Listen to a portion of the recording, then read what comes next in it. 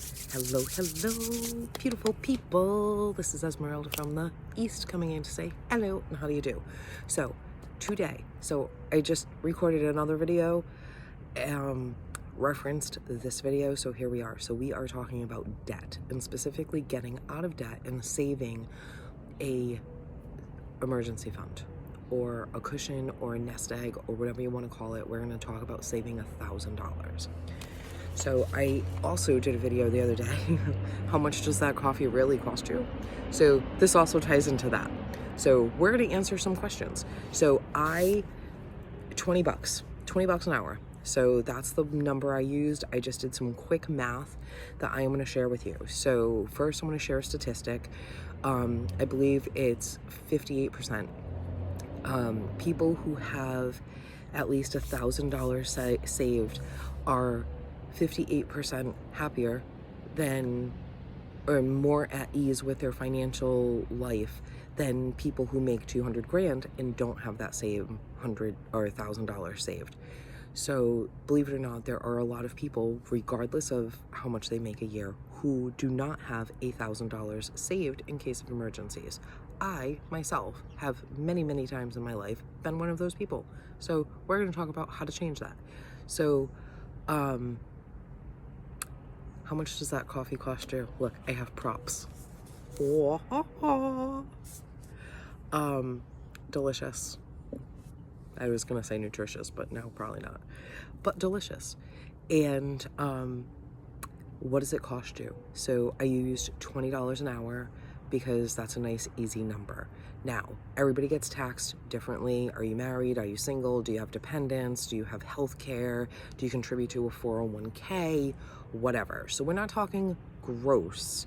We're talking net. How much do you actually take home in your check every week, every hour? So I did this with my job. I don't remember what it was, but how you figure that out, if you don't know, is you look at your pay stub, whether it's digital or on paper, and you look at where it says net pay. And you take that net pay, you divide it by the number of hours that you worked, and that's going to tell you what you actually made an hour. If you look at the line item, it's going to say you worked X number of hours. We'll take a traditional 40-hour work week. You worked 40 hours at $20 an hour equals $800. Okay, great.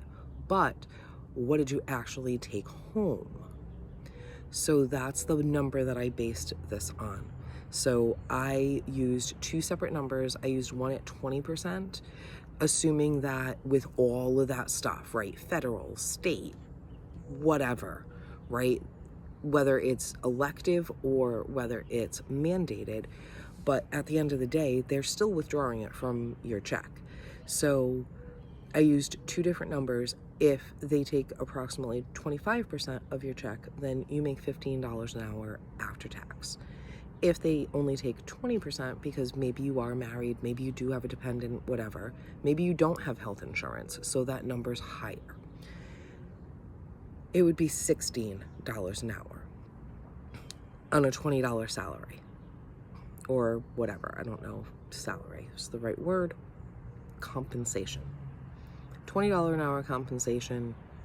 Your take home is $16 if your withholdings is 20%.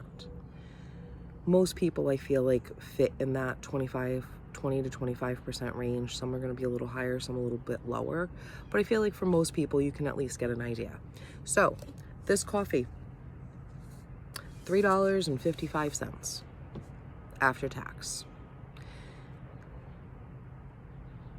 If you are making 20 bucks an hour, you need to work 14.4 minutes to buy this cup of coffee.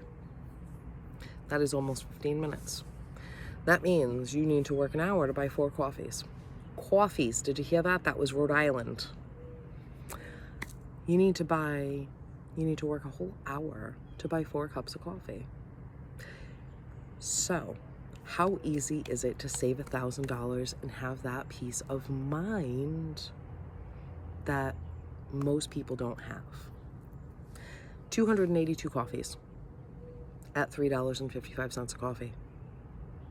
So that's a year worth of coffees if you only buy them Monday through Friday when you go to work. Most people buy coffee every day. Most people buy coffee 3 times a day. I know some people, man, like they don't drive past a coffee shop that they don't stop at.